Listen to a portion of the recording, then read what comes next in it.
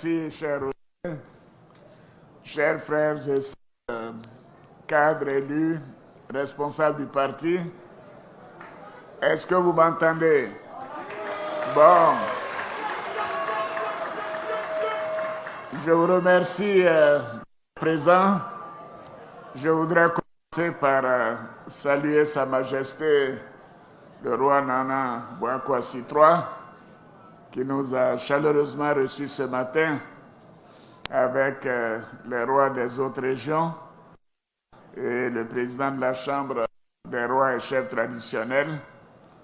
Et ce fut un moment d'échange et surtout de confiance.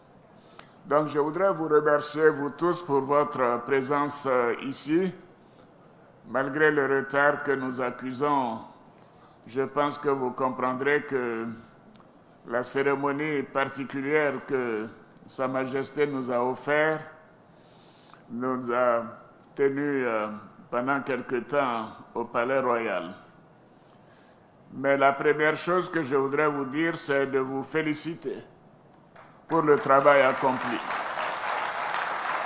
Oui, vous faites un excellent travail au quotidien auprès des populations.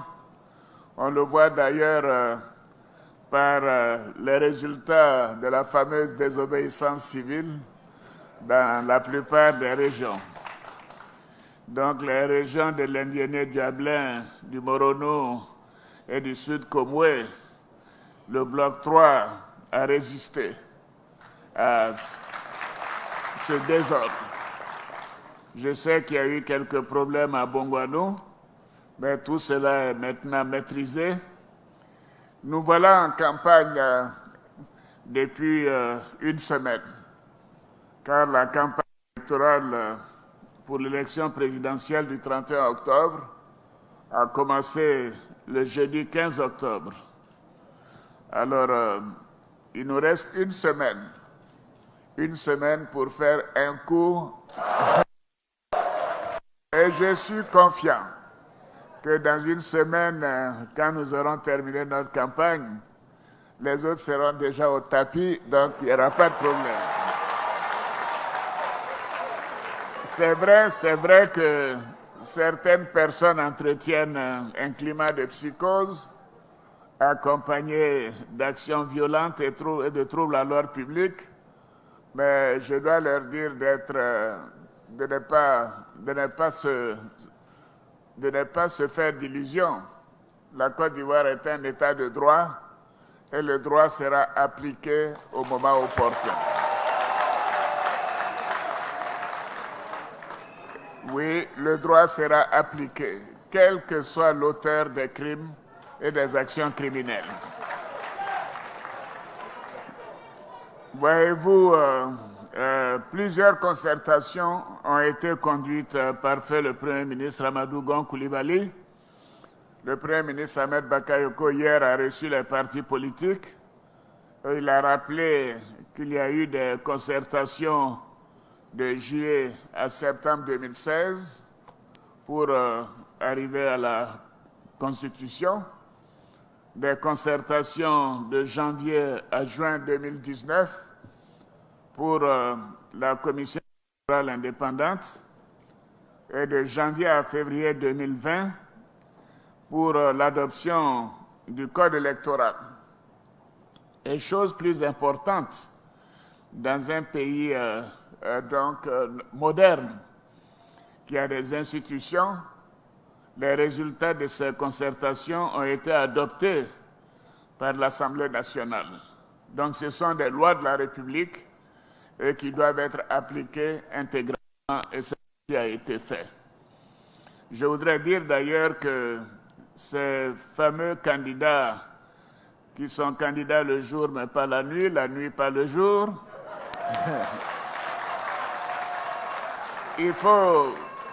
on doit essayer de comprendre leur logique. Parce que voici des gens qui rejettent des institutions, la CEI et le Conseil constitutionnel, mais ils sont allés déposer leur dossier. Donc, c'est dire qu'en fait, ils n'ont pas d'argument Ils ne se sont pas préparés à ces élections et ils essaient de nous faire perdre du temps. Et les élections auront bel et bien lieu le 31 octobre. Elles auront lieu, l'élection présidentielle aura lieu le 31 octobre et nous allons les gagner. Et immédiatement après, nous ferons l'élection législative. Nous allons, avant la fin de l'année, élire les députés de la République. Alors donc, ils ont intérêt à venir vite. Parce que non seulement ils seront battus au présidentiel, mais s'ils restent en dehors de la commission électorale, il n'y aura même pas de députés. Alors donc, comme je tiens à ce qu'ils aient des députés, parce que vous savez que le RDR avait boycotté les élections en 2000, où ça avait été empêché de participer aux élections en 2000, a fait 11 ans sans députés. Alors que c'est un parti qui aurait pu avoir 40 à 50% des députés. Alors je voudrais dire que nous ne souhaitons pas ça. Nous voulons qu'ils viennent aux élections présidentielles et qu'ils viennent aux élections législatives pour qu'on connaisse la force de chaque parti dans ce grand pays. Moi, je vous fais confiance, chers militants, chers responsables. Je vous demande de continuer d'aller sur le terrain pour porter notre message de paix et de développement. Comme vous l'avez dit tout à l'heure, que ce soit le jeune Bouba ou la mère Arlette, notre bilan parle pour nous. Et je crois que c'est leur problème. Au RHDP, nous sommes des bâtisseurs et les preuves sont là. Nos réalisations sont le double ou même le triple des réalisations cumulées des autres candidats, des deux autres candidats qui sont encore hésitants, ou de leur parti, je devrais dire. Donc, nos résultats et nos réalisations portent sur tous les secteurs socio-économiques, comme l'a indiqué tout à l'heure le ministre Eugène Akaawele. Que ce soit dans le domaine de la santé, de l'éducation, le logement, les infrastructures routières, l'électricité, l'eau. Je peux continuer, mais je voudrais insister sur le financement des femmes et rendre hommage à la première dame, Dominique Ouattara. Oui, le FAFSI est un vrai succès. À la date d'aujourd'hui, nous avons plus de 220 000 femmes qui ont bénéficié des crédits du FAFSI. Et cela veut dire que si on considère que chacune de ces femmes a une famille de 5 à 6 personnes, c'est donc plus d'1 million de personnes qui profitent de ce financement. C'est pour cela que dans notre programme de gouvernement, j'ai annoncé que nous allons porter le FAFSI de 20 milliards maintenant à 30 milliards en 2025. Et cela doit nous permettre, je pense, la Première Dame est d'accord, de monter le nombre de femmes qui pourraient bénéficier du FAFSI en 2025 à 500 000 femmes. 500 000 femmes. Et elle m'a demandé de vous annoncer que pour bientôt ici à Bangourou, une équipe viendra avant la fin de l'année pour faire des crédits de 500 millions de francs CFA et des dons de 500 millions de francs CFA, c'est-à-dire 1 milliard de francs CFA de financement dans les prochains mois. Alors bien évidemment, j'ai entendu les doléances du livre blanc de mon jeune frère Akaawele, mais comme je l'ai promis à Sa Majesté tout à l'heure, nous allons bitumer l'axe à Bangourou, Bétier, à Boisseau. Je le confirme. Oui, mais vous pouvez être rassurés que cette route traversera bien sûr la localité d'Aproponou, de Bianois et d'Akresi et de Ayamé. Oui, nous allons faire cela. Je n'avais pas été saisi sur les autres dossiers, mais nous avons 5 ans et vous pouvez me faire confiance que nous allons les prendre en compte. Le Premier ministre est là. Le Premier ministre est là. Je suis sûr qu'il prendra connaissance du dossier du livre blanc. Et notre programme 2021-2025, la Côte d'Ivoire solidaire, vise à continuer d'accélérer, bien sûr, la mise en place des infrastructures, mais surtout d'accélérer la transformation économique et sociale de notre beau pays. Donc, je vous demande d'aller sur le terrain et il nous reste une semaine pour continuer la campagne. Continuer la campagne et protéger les centres de retrait des cartes d'électeurs pour que nos jeunes, nos femmes et toute la population puissent retirer leurs cartes d'électeurs parce que c'est la première étape pour le vote du 31 octobre. Donc, je vous demande d'aller retirer vos cartes.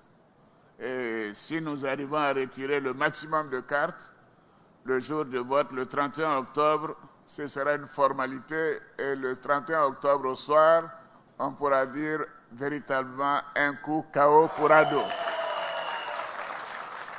Je sais que dans ces 3 régions, dans le bloc 3, que nous avons des responsables de qualité, aussi bien au niveau du gouvernement, des structures, que du parti. Et moi, je voudrais vous dire que je vous fais confiance. Et je vous fais confiance et je demande que le taux de participation soit parmi les plus élevés de la nation. Oui, dans le bloc 3. Et que cela nous permette de préparer les autres élections et de montrer que le RHDP continue d'être le plus grand parti de Côte d'Ivoire. Oui, allez-y voter massivement pour Ado le 31 octobre 2020. Oui, nous voulons une victoire éclatante et sans appel. Mais je pense que vous devez continuer de prôner la paix, de dire que nous sommes un parti de paix, nous voulons la paix pour le pays et le gouvernement prendra toutes les dispositions pour que ces élections soient apaisées. Parce que, en réalité, si on n'est pas d'accord, on doit le démontrer dans les urnes et non pas dans la rue. Cela n'est pas démocratique. Et vous pouvez compter sur le gouvernement, parce que nous voulons des élections démocratiques et dans un climat apaisé. Et je vous demande de ne pas céder aux provocations, mais de protéger les lieux de vote, de protéger le 31 octobre les lieux de vote également, pour que nous ayons le maximum de participation à cette élection. Je voudrais terminer en remerciant Sa Majesté, en remerciant tous les chefs qui ont fait le déplacement, venus du bloc 3, que ce soit de l'Indénié du Adelin, du Moronou comme du Sud Comoé. Ce fut un grand honneur tout à l'heure, la cérémonie qui nous a été donc présentée à la Première Dame et à moi-même. Et nous avons été très impressionnés par le soutien et par les paroles d'affection que nous avons reçues. Je voudrais, chers frères et sœurs, responsables du parti, cadres et élus, vous dire que cette élection est importante. Elle est importante parce que c'est un tournant pour notre pays. La Côte d'Ivoire a maintenant quitté le groupe des pays à faible revenu. Nous sommes sur la voie de l'émergence. Ce n'est pas moi qui le dis, c'est la Banque mondiale et le Fonds monétaire international. Donc nous devons tout faire pour continuer de maintenir le progrès et les investissements qui sont faits. La Côte d'Ivoire doit demeurer en paix.